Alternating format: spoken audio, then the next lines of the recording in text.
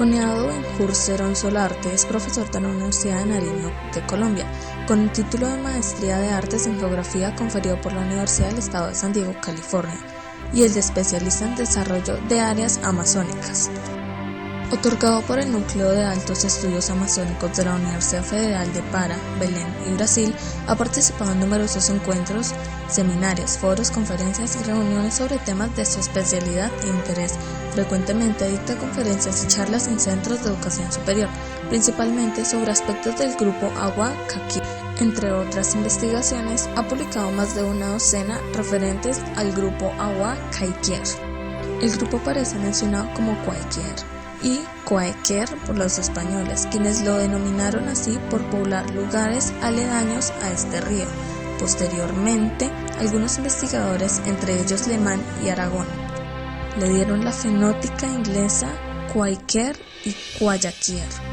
Ellos se autodenominan Agua, que en su lengua significa gente.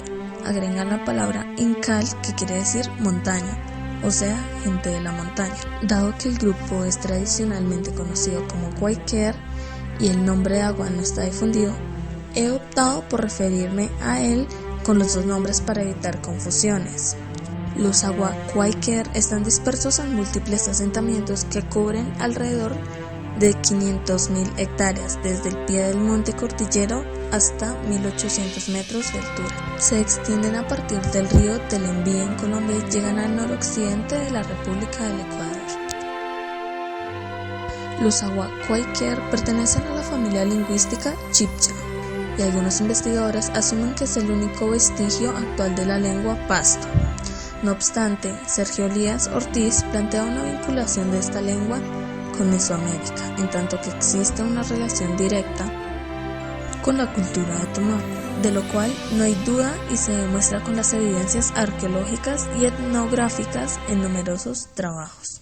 Esa hipótesis continúa vigente y aunque no existen evidencias lingüísticas, se ha establecido una estrecha asociación etnográfica entre colorados, cayapas y los Agua Quaiquer con grupos centroamericanos. Reviviendo viejas teorías de Paul Rivet y Lehmann, se establece que todo el litoral pacífico fue poblado por una sola cultura, cuyos orígenes están en alguna zona de América Central.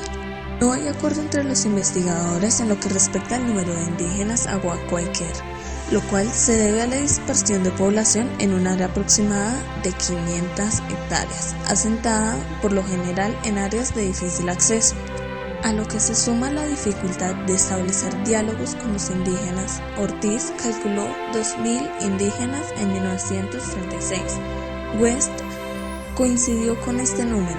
Lehmann calculó 3.000.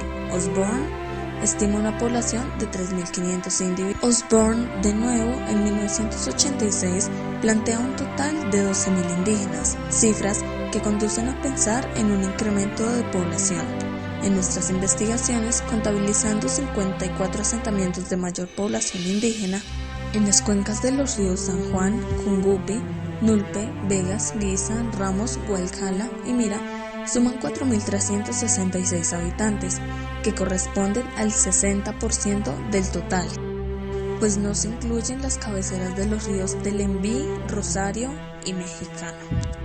Es decir, la población indígena Agua Quaiquer en Colombia sería unas 7.276 personas y una densidad de 1,8 habitantes por kilómetro cuadrado.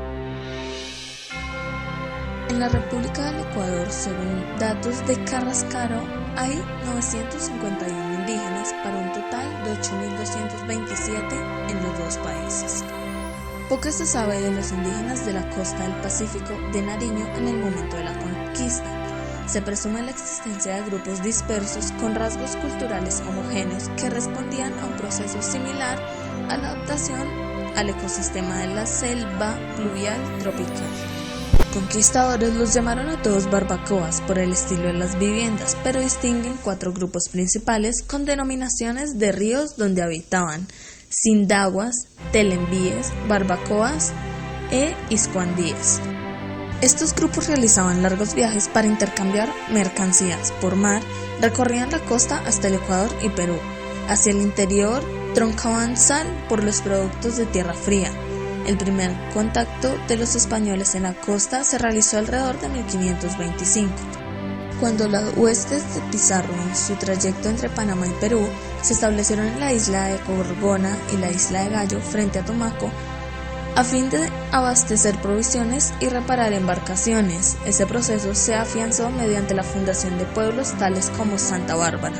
Dichas fundaciones, que consistían en fuertes militares, tuvieron corta vida por las dificultades de aprovisionamiento, clima malsano y capacidad militar de los indígenas, quienes se organizaban para la operación de guerra. Además de los 4 grupos antes mencionados, existían otros pequeños confederados como los Cochua, Cuclés, Puscajaes. Según el documento del siglo XVII, West menciona otros grupos, entre ellos los Nuples, Panga, Güelmambi, Chupá, Guapí y Boya, los cuales se anota hablaban dialectos poco diferenciados de una lengua común en la religión. Otros relatos mencionan a los Nuples, Coaquíes, Puntales y Mayasqueres, habitantes de las partes altas de los ríos. Dada la ponderación con que los cronistas y misioneros describen la abundancia de oro que los indios utilizaban en sus utensilios, armas y herramientas, el área fue objeto de diversas incursiones, entre ellas las tropas de Almagro por la costa ecuatoriana. Otras vinieron desde Popayán, siguiendo el curso del río Patia, y las expediciones de Bealcázar procedentes de Quito.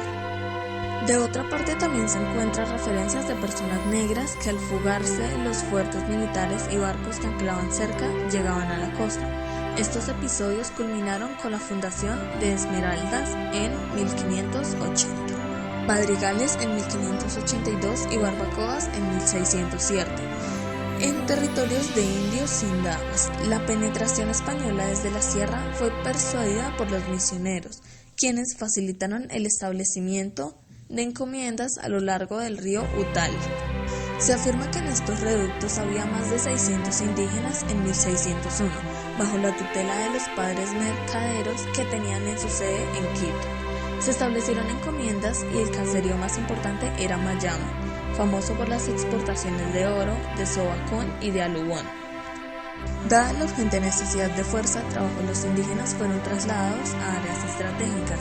De esta manera eran traídos desde la costa a poblar zonas mineras en la parte más alta, entre las que se destacaba el pueblo de Asunción de Nuestra Señora de Cuayquer. Este poblado, que actualmente se llama Cuayquer Viejo, se convirtió en el centro de adoctrinamiento de los misioneros mercedarios y población de los Aguacuayquer en esta época. Importante por ser el encuentro de caminos que de Quito, Tulcán y Tuquerres conducían a Barbacoas. Aquí la fuerza de trabajo indígena era más útil, ya que además de las labores mineras se empleaban en el transporte de carga y de personas. Este centro poblacional indígena fue creado por los españoles, compuesto por personas procedentes de diferentes áreas, principalmente Barbacoas.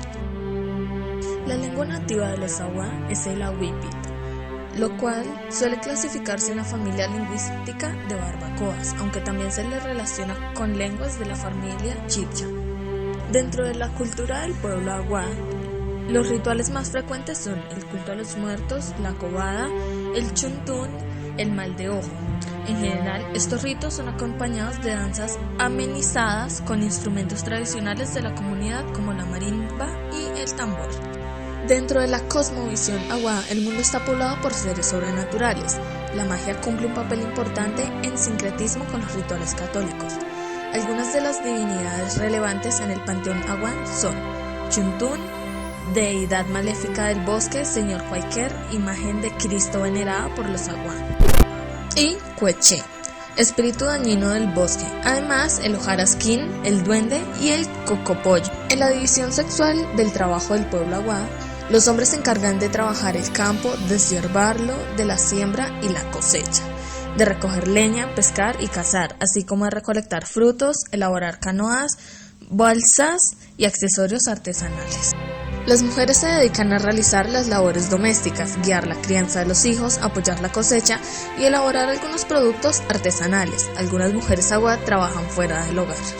Los Awa enfrentan el problema del desplazamiento forzado de sus territorios por parte de grupos armados al margen de la ley.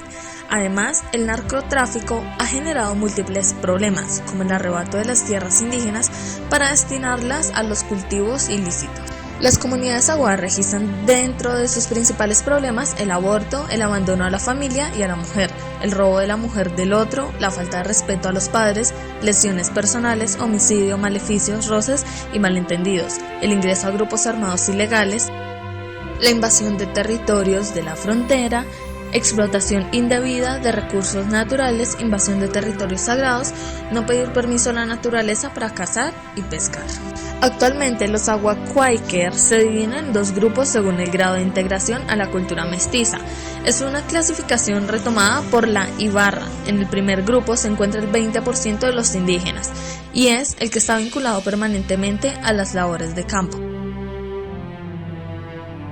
En lugares poblados por campesinos, el porcentaje más alto de ellos se concentra en la margen izquierda del río Guisa, entre Quaker Viejo y Altaquer.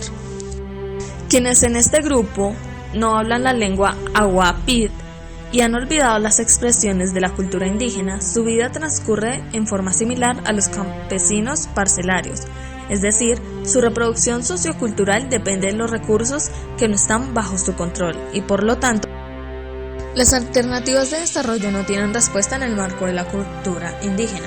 El 30% de los indígenas Agua Quaker subsisten en las áreas de difícil acceso y distante de los poblados.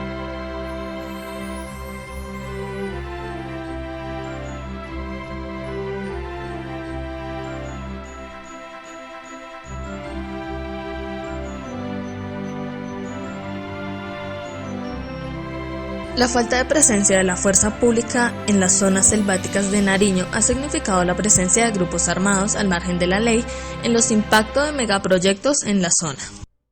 El Consejo Superior de la Judicatura registró como principales problemas al anterior de la comunidad el aborto, el abandono familiar, el robo de mujeres, sobre todo adolescentes, la falta de respeto a los padres, el chisme, el derroche de los recursos de transferencia, el homicidio, los maleficios, los malentendidos, el ingreso a grupos armados al margen de la ley, la invasión de territorios de frontera, explotación indebida de recursos naturales, la invasión de territorios sagrados, la práctica de la caza y pesca excesiva y sin pedir permiso a la naturaleza para cazar y pescar.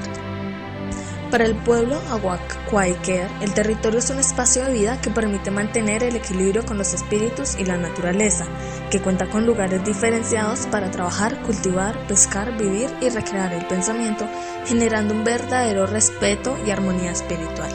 El pueblo Agua Quaker se ubica en un territorio de más de 366.294 hectáreas de los 41 resguardos indígenas, que les son reconocidos legalmente, de las cuales cerca de 112.000 hectáreas están tituladas en su beneficio en la República de Ecuador. El territorio del pueblo Agua Quaker es considerado como una de las áreas de mayor diversidad biológica existente, generadora de gran variedad de ecosistemas en alto.